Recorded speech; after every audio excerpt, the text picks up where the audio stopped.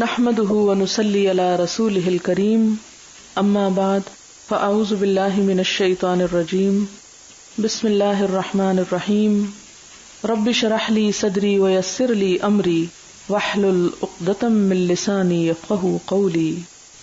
کتاب الصوم، روزے کا بیان۔ باب وجوب صوم رمضان، رمضان کے روزے کا واجب ہونا یعنی فرض ہونا۔ وقول اللہ تعالی، اور اللہ سبحانہ وتعالی کا فرمان ہے، یا ایھا الذین آمنوا، اے لوگو جو ایمان لائے ہو، کتب علیکم الصیام، تم پر روزے فرض کر دیے گئے، لکھ دیے گئے، کما کتبا، جیسا کہ لکھ دیے گئے، علی الذین من قبلکم، ان لوگوں پر جو تم سے پہلے تھے، لعلکم تتقون، تاکہ تم متقی ہو جاؤ، تم میں تقوی پیدا ہو جائے۔ یہاں پر لفظ صوم استعمال ہوا ہے۔ صوم عربی زبان میں کہتے ہیں اپنے آپ کو روکنا، اور اسلام کی اصطلاح میں اپنے آپ کو کھانے پینے سے اور جنسی خواہشات کے پورا کرنے سے مخصوص اوقات میں روکنا۔ حدثنا قتیبۃ بن سعید حدثنا اسماعیل بن جعفر عن ابی سہیل عن ابیہ عن طلحۃ بن عبید اللہ ان اعرابیا جاء الى رسول اللہ صلی اللہ علیہ وسلم، کہ ایک اعرابی نبی صلی اللہ علیہ وسلم کے پاس آیا، سائر الرأس، پریشان سر، بکھرے بالوں والا، سارا یسیرو کا مطلب ہوتا ہے ابھرنا، بکھرے ہوئے بالوں والا۔ فقال یا رسول اللہ، تو اس نے کہا یا رسول اللہ، اخبرنی، آپ مجھے خبر دیجئے، ماذا فرض اللہ علی من الصلاۃ، کہ اللہ تعالیٰ نے مجھ پر نمازوں میں سے کیا فرض کیا ہے۔ فقال، تو آپ نے فرمایا، الصلوات الخمس، 5 نمازیں، الا ان تطوع شیئا، مگر یہ کہ تم دل کی خوشی سے کچھ پڑھ لو۔ فقال اخبرنی، اس نے پوچھا آپ مجھے خبر دیجئے، بما فرض اللہ علی من الصیام، جو اللہ نے مجھ پر روزوں میں سے فرض کیا۔ فقال شہر رمضان، تو آپ نے فرمایا رمضان کا مہینہ، الا ان تطوع شیئا، مگر یہ کہ تم اپنے دل کی خوشی سے کچھ کرو۔ فقال، تو اس نے پوچھا اخبرنی ما فرض اللہ علی من الزکاۃ، آپ بتائیے مجھ کو کہ اللہ تعالیٰ نے مجھ پر زکوٰۃ میں سے کیا فرض کیا ہے۔ فقال، فاخبرہ رسول اللہ صلی اللہ علیہ وسلم شرائع الاسلام، کہ اللہ کے رسول صلی اللہ علیہ وسلم نے اس کو اسلام کے باقی طریقوں کی بھی خبر دی۔ شرائع، شریعت، طریقے۔ قال، اس نے کہا، والذی اکرمک، قسم اس ذات کی جس نے آپ کو عزت دی، اکرما کا کرم کیا آپ پر، لا اتطوع شیئا ولا انقص مما فرض اللہ علی شیئا، کہ میں اس پر نہ تو کچھ بڑھاؤں گا اور نہ کمی کروں گا جو اللہ نے مجھ پر فرض کیا، یعنی میں فرض کو پوری طرح ادا کروں گا۔ فقال رسول اللہ صلی اللہ علیہ وسلم، تو آپ صلی اللہ علیہ وسلم نے فرمایا، افلح ان صدق، فلاح پا گیا اگر اس نے سچ کہا، او ادخل الجنت ان صدق، یا جنت میں داخل کر دیا گیا اگر اس نے سچ کہا۔ یعنی سب سے بنیادی چیز جس کو پورا کرنا لازم ہے اور جس کے بغیر گزارا نہیں، وہ فرائض کی ادائیگی ہے۔ نوافل وغیرہ جو ہیں یہ اللہ تعالیٰ کے تقرب کو حاصل کرنے کا ذریعہ ہے، انسان کے گناہوں کو مٹانے کا ذریعہ ہے، فرض نہیں ہے۔ لہٰذا یہ کہنا کہ چونکہ فرض نہیں ہے اس لیے پڑھتے ہی نہیں، یہ درست نہیں۔ کیا ہم میں سے کوئی بھی شخص ایسا ہے کہ جس کو اللہ تعالیٰ کی قربت نہ چاہیے ہو یا اس کی ضرورت نہ ہو، دنیا میں یا آخرت میں؟ نہیں، ہم میں سے ہر ایک کو ضرورت۔ نوافل کا دوسرا فائدہ یہ ہوتا ہے کہ فرائض میں جو کمی کوتاہی ہو جائے کسی غفلت اور نسیان کی وجہ سے، وہ اس کو پورا کرتے ہیں۔ اور دوسری بات یہ ہے کہ اعرابی جو تھے دیہاتی لوگ تھے، اور ان کے ہاں عموماً بہت سمجھ نہیں ہوتی تھی اور بہت چیزوں کی باریکی میں نہیں جاتے تھے، موٹی موٹی باتیں سمجھنے والے۔ تو یہاں سے یہ بھی پتہ چلتا ہے کہ آپ صلی اللہ علیہ وسلم نے ہر اس شخص کو اس کی حیثیت اور عقل کے مطابق بات بتائی جس کو وہ سمجھ سکتا تھا۔ حدثنا مسدد حدثنا اسماعیل عن ایوب عن نافع عن ابن عمر رضی اللہ عنہما قال صام النبی صلی اللہ علیہ وسلم عاشورا، کہ نبی صلی اللہ علیہ وسلم نے عاشورے کا روزہ رکھا۔ عاشورہ کیا ہے؟ محرم کے 10۔ وامر بصیامہ، اور لوگوں کو بھی اس کا حکم دیا۔ فلما فرض رمضان، جب رمضان فرض ہو گیا، ترکا، تو وہ چھوڑ دیا گیا، یعنی اس کو فرض نہیں پھر سمجھا گیا۔ وکان عبداللہ لا یصومہ، عبداللہ بن عمر اس دن روزہ نہ رکھتے تھے، الا ان یوافق صومہ، مگر یہ کہ وہ ان کے روزے کے موافق ہوتا، اس کا کیا معنی ہے؟ مراد یہ کہ وہ اس کو نہیں رکھتے تھے کیونکہ ان کے خیال میں شاید یہ ہو کہ اگر اس کو کثرت سے رکھا جائے تو اسے فرض ہی نہ سمجھ لیا جائے. اور دوسری بات یہ کہ جو ان کے موافق سے مراد یہ کہ جو ہر سوموار اور جمعرات کو روزہ رکھا جاتا ہے، اگر ان دنوں میں سے کسی دن وہ روزہ آ جاتا تو پھر وہ رکھ لیا کرتے تھے. لیکن اس کا یہ مطلب نہیں کہ یہ روزہ ہمیں بھی رکھنا نہیں چاہیے، اس کا بہت اجر ہے، وہ اس کے باب میں پڑھیں گے. حدثنا قتيبة بن سعيد حدثنا الليث عن يزيد بن ابي حبيب ان عراق بن مالك حدثه ان عروة اخبره ان عائشة رضي الله عنها ان قريشا كانت تصوم يوم عاشوراء، کہ قریش یوم عاشورہ کا روزہ رکھتے تھے فی الجاہلیت، جاہلیت میں. اس سے کیا پتہ چلتا ہے کہ اہل مکہ کی نمازیں بھی تھی، جس طرح قرآن میں آتا ما كانت صلاتهم عند البيت، کہ بیت اللہ کے نزدیک ان کی نماز اور کچھ نہ تھی الا مکاء و تصدیہ، مگر تالیاں پیٹنا اور شور مچانا. تو پتہ یہ چلتا ہے کہ کوئی مہذب، ڈسپلن اور منظم قسم کی نماز نہ تھی، لیکن کچھ حرکات ایسی تھیں کہ جس کو وہ نماز کا نام دیتے تھے. یہاں سے کیا پتہ چلتا ہے کہ روزہ بھی رکھا کرتے تھے اور قربانی کا بھی ذکر ملتا ہے. اور اس میں آپ کو معلوم ہے کہ حضور صلی اللہ علیہ وسلم کے دادا نے کوئی منت مانی تھی اور اس میں اپنے بیٹے کی نظر مان لی تھی، لیکن پھر بعد میں وہ 100 اس کا فدیہ دیا گیا. قربانی بھی کرتے تھے لیکن بتوں وغیرہ کے نام پہ اکثر ہوتی تھی. اسی طرح حج بھی تھا ان کا، اسی قسم کی اور عبادات بھی، لیکن ان سب کے طریقے درست نہیں تھے. وہ کیا تھے ان کے بارے میں کوئی حتمی بات نہیں کی جا سکتی اور ہمارے عمل سے تعلق بھی نہیں ہے ان کا. بس اتنا ہی جان لینا کافی ہے کہ ان تمام چیزوں کا تصور ان کے ہاں موجود تھا آلریڈی. ثم امر رسول اللہ صلی اللہ علیہ وسلم بصیامہ حتی فرض رمضان، تو آپ صلی اللہ علیہ وسلم نے بھی عاشورہ کے روزے کا حکم دیا یہاں تک کہ اللہ تعالیٰ نے رمضان کو فرض کر دیا. وقال رسول اللہ صلی اللہ علیہ وسلم، اس موقع پہ آپ نے فرمایا من شاء فلیصمہ، جس کا دل چاہے وہ روزہ رکھ لے. کب؟ عاشورہ کا، یعنی منع نہیں کیا. ومن شاء افطرہ، اور جو چاہے افطار کر لے، یعنی پھر وہ نفلی روزہ ہو گیا عاشورہ کا. باب فضل الصوم، روزے کی فضیلت. حدثنا عبداللہ بن مسلمۃ عن مالک عن ابی الزناد عن الاعرج عن ابی ہریرہ رضی اللہ عنہ ان رسول اللہ صلی اللہ علیہ وسلم قال، نبی صلی اللہ علیہ وسلم نے فرمایا الصیام جنۃ، روزہ ڈھال ہے.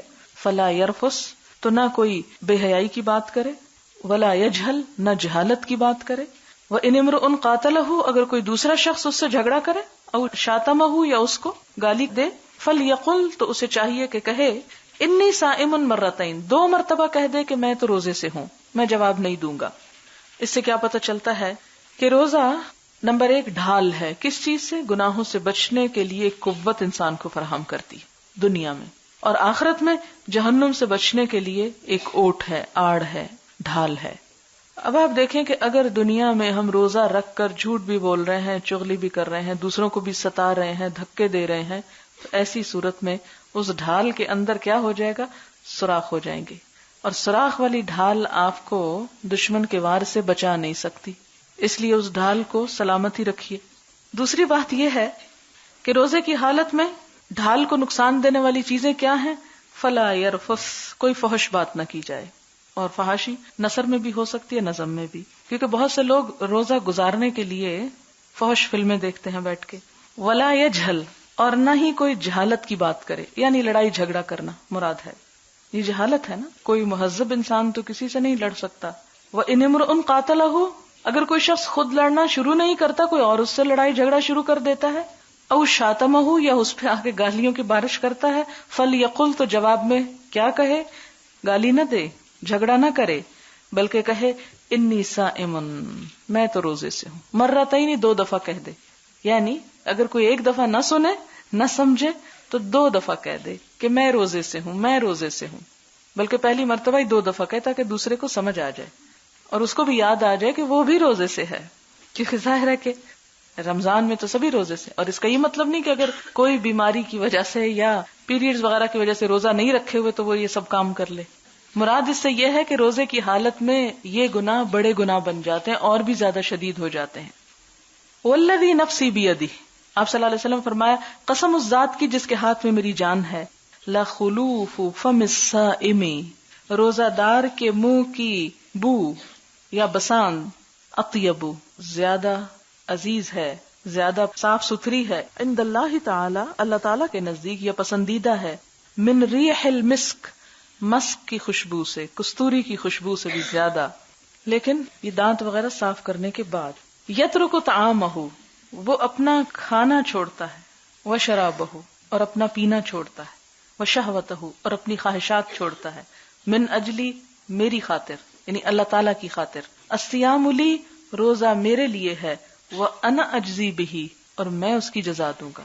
والحسنۃ بعشر امثالها، اور ایک نیکی کا بدلہ 10 نیکیاں ہوتی. یہاں سے تو روزے کے بارے میں صرف اتنا ہی بتایا گیا کہ وانا اجزی بہ، جبکہ ایک دوسری حدیث سے ہمیں پتہ چلتا ہے کہ آپ صلی اللہ علیہ وسلم نے فرمایا کہ 7 قسم کے کام ہیں جن میں سے دو چیزوں کو واجب کرتے ہیں. نمبر 1، جو توحید پر مرا جنت اس کے لیے واجب، جو شرک میں مرا جہنم اس کے لیے واجب. 2 چیزیں ایسی ہیں کہ جن کے نتیجے میں انسان کو 2 چیزیں ملتی ہیں. مثلا اگر ایک شخص ایک برائی کرتا ہے تو اس کو ویسی ہی برائی، اس سے زیادہ نہیں. اور اسی طرح اگر کوئی شخص نیکی کا ارادہ کرتا ہے اور نیکی کرتا نہیں ہے، صرف نیت ہے، تو اس کو اجر اس کا بھی مل جاتا ہے. ایک چیز ایسی ہے کہ جو انسان ایک نیکی کا کام کرتا ہے اور کر جاتا ہے نیت کے بعد، تو اس کو اس کے بدلے میں 10 نیکیاں، جیسے یہاں لکھا ہو. ایک نیکی ایسی ہے کہ 10 کی بجائے 700 ملتا ہے، اور وہ کیا ہے؟ اللہ کے راستے میں مال خرچ کرنا، اللہ کے دین کے لیے، جہاد کے راستے میں، دین کی تبلیغ کے راستے میں. تو وہ 1 درہم 700 کے برابر ہے. اور پھر فرمایا یہ 6 چیزیں ہو گئی نا، 2 2 2 6 ہو گئی. اور پھر آپ صلی اللہ علیہ وسلم نے فرمایا کہ ایک نیکی ایسی ہے جس کا اجر کوئی بھی نہیں جانتا، اور وہ روزہ ہے. یعنی مراد کیا ہے کہ 700 سے بھی زیادہ ہو سکتا ہے. اور کس کے روزے کا کتنا ثواب؟ جتنا اس میں خلوص اور اللہ تعالی کی محبت اور تقوی کا حصول اور ان تمام برائیوں سے بچاؤ ہو، اتنا ہی زیادہ اس کا اجر. خالصتاً اللہ تعالی خود اس کی جزا دیں گے اور خود اپنے ہاتھ سے دیں گے. باب الصوم کفارۃ، روزہ جو ہے یہ کفارہ ہوتا ہے، یعنی گناہوں کو مٹانے والی چیز ہے، یہ مراد ہے. حدثنا علی بن عبد اللہ حدثنا سفیان حدثنا جامع عن ابی وائل عن حذیفہ قال قال عمر رضی اللہ عنہ من يحفظ حدیثا عن النبی صلی اللہ علیہ وسلم فی الفتنۃ. یہ حدیث پیچھے گزر چکی ہے. حضرت عمر رضی اللہ تعالیٰ عنہ نے کہا کہ فتنے کے بارے میں حضور صلی اللہ علیہ وسلم کی حدیث کس کو یاد ہے. اب اس سے کیا پتہ چلتا ہے کہ حدیث کوئی آج کی چیز نہیں. صحابہ کرام بھی حضور صلی اللہ علیہ وسلم کی تعلیمات کو حدیث کا نام دیا کرتے تھے. ایک صحابی کون ہے؟ حضرت عمر. دوسرے صحابی حضرت حذیفہ سے پوچھتے ہیں، کیا پوچھتے ہیں؟ من یحفظ حدیثا عن النبی صلی اللہ علیہ وسلم، کس کو حدیث یاد ہے نبی صلی اللہ علیہ وسلم سے، کس بارے میں؟ فی الفتنۃ، فتنے کے بارے میں. قال حذیفہ، حذیفہ کہتے انا سمعتہ یقول، میں نے آپ کو فرماتے ہوئے سنا، فتنۃ الرجل فی اہلہ ومالہ وجارہ تکفرہ الصلاۃ، کہ انسان کی آزمائش اس کے گھر والوں میں، اس کے مال میں اور اس کے پڑوسی میں، نماز اس کا کفارہ ہو جاتی ہے. اس کا مطلب کیا ہے کہ انسان ان کے حقوق میں جو کوئی کمی کوتاہی کر جاتا ہے، اس سے کوئی زیادتی ہو جاتی ہے، کس میں؟ گھر بار، مال اور پڑوسی، تو نماز جب پڑھتا ہے تو اس کا مداوع ہو جاتا ہے. والصیام والصدقہ، روزہ اور صدقہ، یعنی روزہ بھی اس کا کفارہ ہوتا ہے اور صدقہ بھی. قال لیس اسأل عن ذہ، ہاذہ کی بجائے ذہ ہے صرف. حضرت عمر کہتے ہیں کہ میں اس کے بارے میں نہیں پوچھ رہا، انما اسأل عن التی تموج کما یموج البحر، میں اس فتنے کے بارے میں پوچھ رہا ہوں جو سمندر کی طرح موجیں مارے گا، امڑ ڈائے گا. قال حذیفہ، حذیفہ کہتے ہیں وان دون ذلک بابا مغلقا، کہ اس کے ادھر یعنی اس فتنے کے ادھر ایک بند دروازہ ہے. قال فیفتح ویکسر، عمر پوچھتے ہیں کھلے گا یا توڑ دیا جائے گا؟ قال یکسر، حذیفہ کہتے ہیں توڑ دیا جائے گا. قال ذلک اجدر الا یغلق الی یوم القیامہ، انہوں نے کہا پھر تو قیامت تک جڑنے کے لائق نہ رہے گا، یعنی جو چیز کھل جائے وہ تو بند ہو سکتی ہے، لیکن جو ٹوٹ جائے وہ کیسے بند ہوگی؟ فقلنا لمسروق، ہم نے مسروق سے کہا سلہ، پوچھو ان کو، اکانا عمر یعلم من الباب، یعنی حذیفہ سے پوچھو کہ کیا عمر کو اس دروازے کا پتہ تھا؟ فسألہ، تو انہوں نے اس سے پوچھ لیا. فقال نعم، وہ کہتے ہیں ہاں. کما یعلم ان دون غد اللیلہ، ایسا ہی ان کو پتا تھا جیسے کہ آج کی رات کل کے دن سے زیادہ نزدیک ہے. اور یہ دروازہ کون تھے؟ حضرت عمر خود تھے، پیچھے گزر چکی حدیث. باب الریان للصائمین، ریان روزہ داروں کے لیے ہے. ریان جنت کے ایک دروازے کا نام ہے جس سے صرف روزہ دار داخل ہوں گے. حدثنا خالد بن مخلد حدثنا سلیمان بن بلال قال حدثني ابو حازم عن سهل رضی اللہ عنہ عن النبی صلی اللہ علیہ وسلم قال، ان فی الجنۃ بابا یقال لہ الریان، جنت میں ایک دروازہ ہے جس کا نام ریان ہے، یدخل منہ الصائمون یوم القیامہ، جس سے روزہ دار قیامت کے دن داخل ہوں گے، لا يدخل منہ احد غیرہم، اس میں ان کے علاوہ کوئی اور داخل نہ ہو سکے گا، اس دروازے سے کوئی اور نہ گزر سکے گا۔ یقال این الصائمون، کہا جائے گا روزے دار کہاں ہیں؟ فیقومون، وہ کھڑے ہو جائیں گے، لا يدخل منہ احد غیرہم، ان کے سوا اس میں کوئی نہ جا سکے گا۔ فاذا دخلوا، جب وہ اس سے اندر چلے جائیں گے، اغلقا، بند کر دیا جائے گا، فلم يدخل منہ احد، تو اس سے پھر کوئی بھی داخل نہ ہو سکے گا۔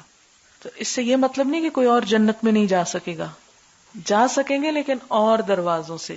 ایک ہوتی ہے نا وی آئی پی گیٹ ہوتا ہے، مین انٹرنس ہوتی ہے، ریڈ کارپیٹڈ ایریا ہوتا ہے، جانا تو اس سے بھی اندر ہوتا ہے، اور کچھ لوگ باقی عملہ دوسری طرف سے جاتا ہے۔ اب یہاں پر یہ ہے کہ وہ جائیں گے دوسرے اعمال کی وجہ سے، مگر اس دروازے سے نہیں جا سکیں گے۔ لہذا بیماری اور عذر کی وجہ سے بھی جو روزہ چھوڑ دیا جاتا ہے، تو ہو سکتا ہے وہ بیماری اس انسان کے درجات میں اضافے کا سبب بنے تو کسی اور دروازے سے چلا جائے، لیکن اس دروازے سے جانے کے لیے روزہ دار ہونا ضروری ہے اور روزے کا اہتمام ضروری ہے۔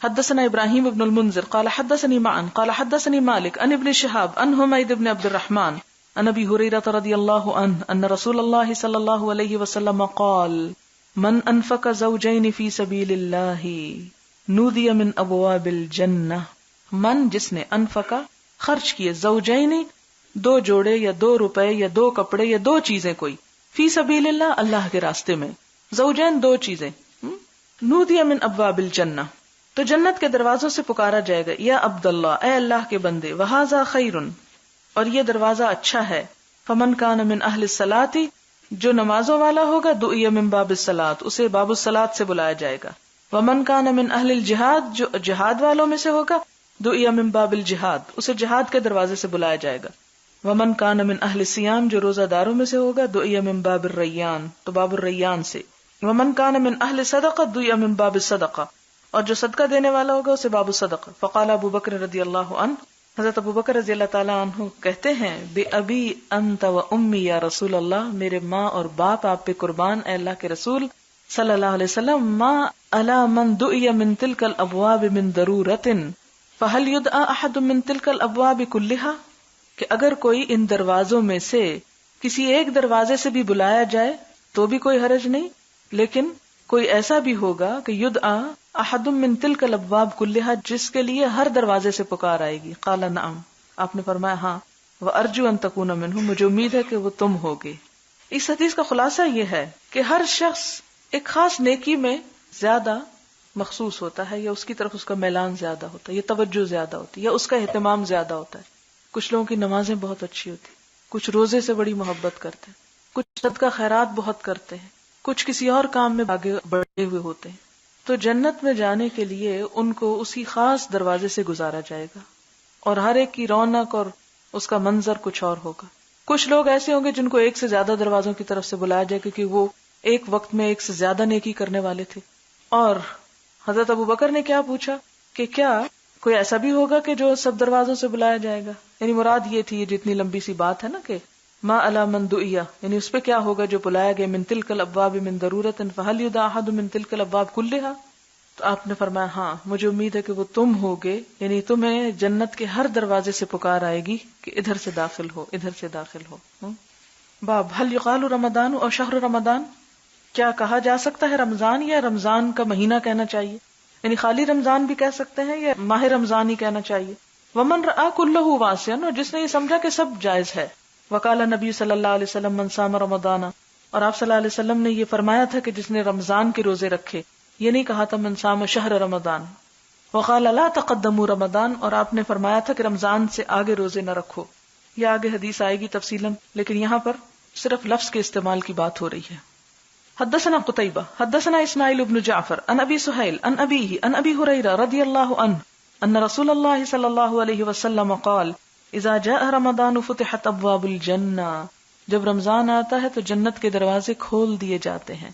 یہاں تو صرف اتنی بات آئی ہے، ایک اور روایت میں آتا ہے اور جہنم کے دروازے بند کر دیے جاتے ہیں، شیاطین جکڑ دیے جاتے ہیں۔ اسی طرح ایک اور روایت میں آتا ہے کہ جنت کو ایک رمضان سے دوسرے رمضان تک سجایا جاتا ہے۔ اور پھر اسی طرح یہ کہ ایک مشیرہ نامی ہوا چلتی ہے جو جنت کے پتوں اور دروازوں کے حلقوں سے ٹکراتی ہے تو ایک ساز پیدا ہوتا ہے جنت کے اندر. یعنی جنت میں ایک خاص میوزک ہے جو اس خاص ہوا کے چلنے سے ہوتا ہے، مشیرہ نامی ہوا ہے. حدثنا یحیی بن بکیر حدثني الليث عن عقيل عن ابن شهاب قال حدثني ابن ابي انس مولى التيميين ان اباه حدثه انه سمع ابا هريره رضي الله عنه يقول قال رسول الله صلى الله عليه وسلم اذا دخل شهر رمضان فتحت ابواب السماء. جب رمضان کا مہینہ آتا ہے آسمان کے دروازے کھول دیے جاتے ہیں، یعنی خوب خوب نیکیاں گزر جائیں وہاں سے. وغلقت ابواب جہنم، جہنم کے دروازے بند کر دیے جاتے ہیں. وسلسلت الشیاطین، شیطان قید کر دیے جاتے ہیں، جکڑ دیے جاتے ہیں، زنجیروں میں باندھ دیے جاتے ہیں. اور بہت سے لوگ یہاں یہ سوال کرتے ہیں اچھا اگر شیطان بندھا ہوا ہے تو میں پھر بھی جھوٹ بولنا کیوں نہیں چھوڑتی؟ تو بات یہ ہے کہ 11 مہینے شیطان کی تربیت میں رہ کے شیطان چلا جاتا ہے، شیطانی نہیں جاتی.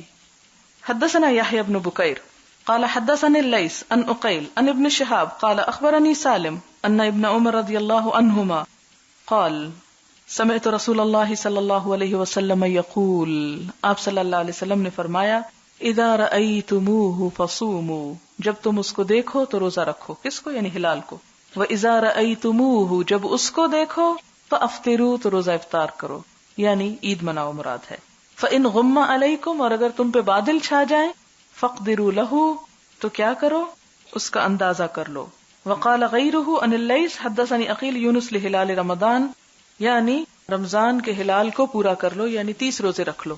مختصر حدیث ہے جس کا معنی یہ بنتا ہے کہ روزے رکھنے اور کھولنے کے لیے ٹیلی فون کر کے یہ معلوم کرنے کی ضرورت نہیں کہ پاکستان میں یا سعودی عرب میں آج روزہ ہے یا نہیں. ان تکلفات میں نہیں ڈالا گیا، اور ہر زمانے میں یہ چیزیں موجود نہیں بھی تھی، اور اب بھی موجود ہونے کے باوجود ہر انسان کے پاس نہیں، ہر دیہات اور گاؤں میں نہیں، کیونکہ بڑی آبادی تو ہماری اب بھی ایسے علاقوں میں رہتی ہے کہ جہاں پر سب سہولیات موجود نہیں.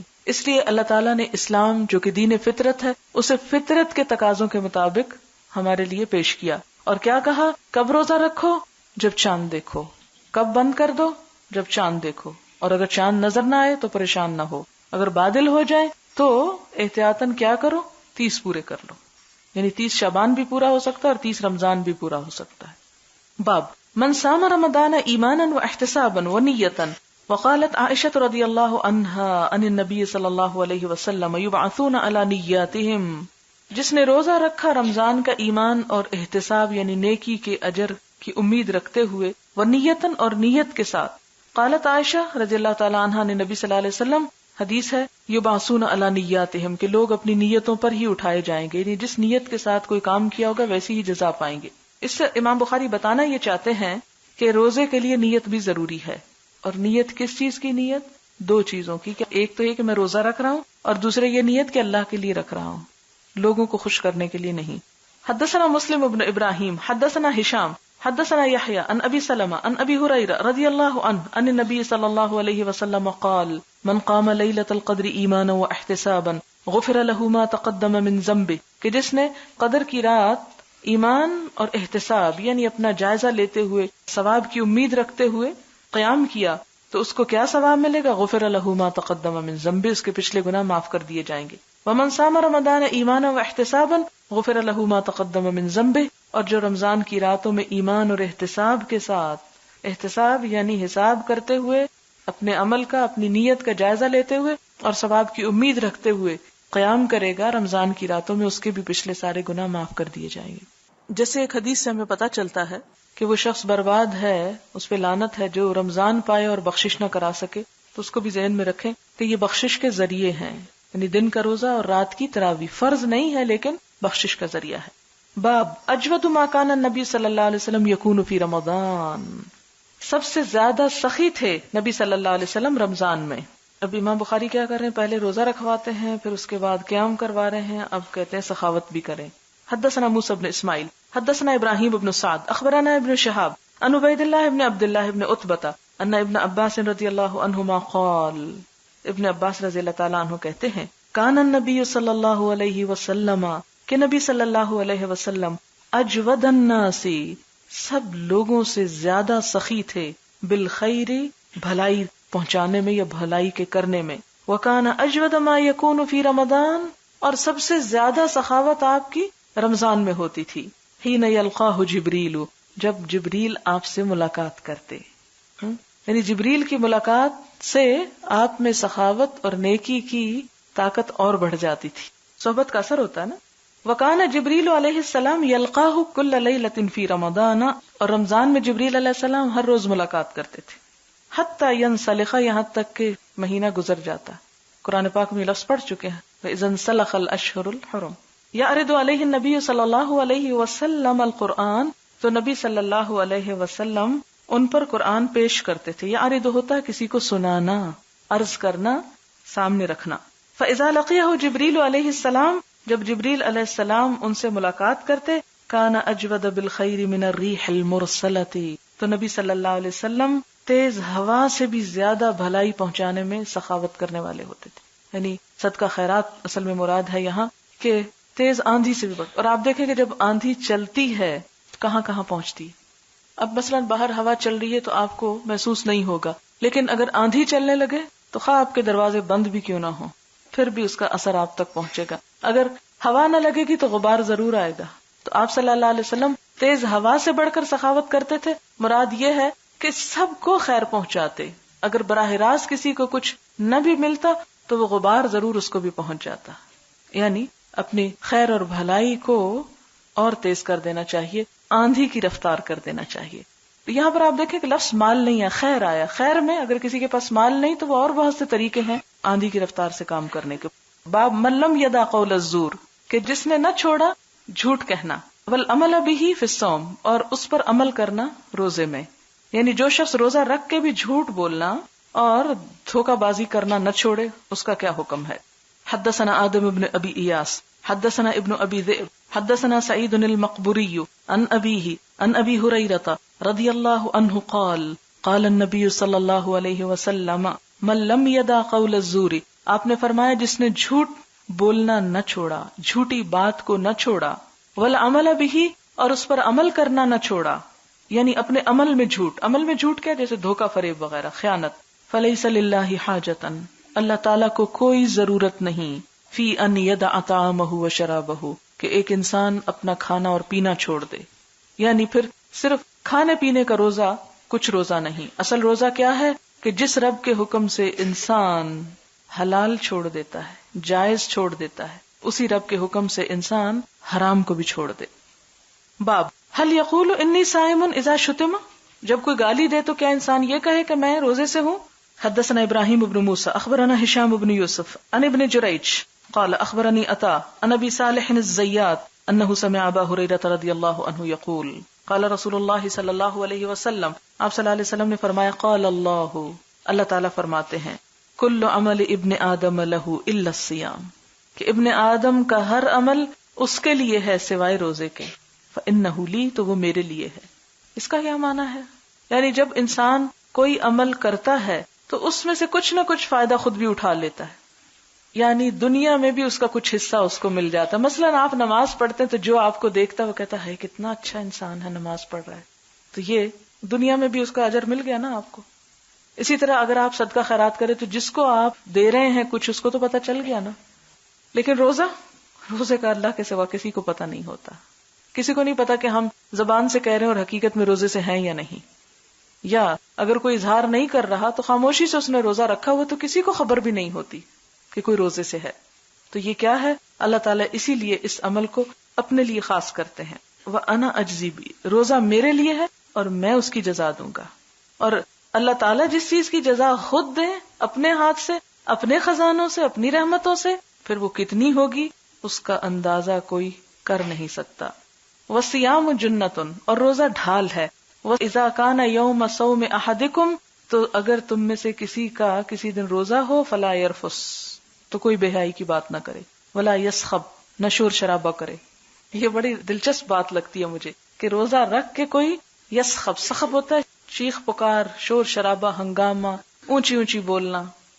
لا یسخب، یعنی روزہ رکھ کے چیخ پکار اور اونچا بولنا بھی منع ہے. غل نہ مچائے. فَإِن صَابَّهُ أَحَدٌ، اگر کوئی اس کو گالی دے، او قاتلہ، یا اس سے ہاتھا پائی کرے، لڑائی کرے، فَلْيَقُلْ، تو اسے چاہیے کہ کہہ دے، ان امرؤ صائم، کہ میں تو روزہ دار انسان ہوں. والذی نفس محمد بیدہ، قسم اس ذات کی جس کے ہاتھ میں محمد صلی اللہ علیہ وسلم کی جان ہے. لخلوف فم الصائم، روزہ دار کے منہ کی بساند اطیب عند اللہ، زیادہ پسندیدہ ہے اللہ کے ہاں. من ریح المسک، مسک یعنی کستوری کی خوشبو سے بھی. للصائم فرحتان، روزہ دار کے لیے دو خوشیاں ہیں. یفرحہما، جن سے وہ خوش ہوگا. اذا افطر فرحا، جب روزہ کھولتا ہے خوش ہوتا ہے. وَإِذَا لَقِيَ رَبَّهُ فَرِحَ بِصَوْمِهِ، جب اپنے رب سے ملاقات کرے گا تو روزے کی وجہ سے خوش ہوگا. یعنی ایسی نیکی جس کو رب کے حضور لے کے حاضر ہوگا اور رب اس سے خوش ہوگا، تو اس کی جزا پا کر، اس پہ رب کی رضا کو پا کر انسان کو جو خوشی ملے گی وہ بے مثال ہوگی. تو یہ انسان کے لیے بہترین جزا اور ثواب ہے روزہ رکھنے کا. اور اس لیے بھی کہ آپ دیکھیں کہ روزہ نہ کھانا ہے نا، اور خواہشات سے بچنا ہے. یہ کس کی صفت ہے؟ کس کو کھانے کی ضرورت نہیں؟ صرف اللہ تعالیٰ کو ضرورت نہیں. تو اب یہ ہے کہ جب انسان روزہ رکھتا ہے تو کچھ دیر کے لیے اس کے اور قریب ہو جاتا ہے، اس کی اس صفت کے اوپر عمل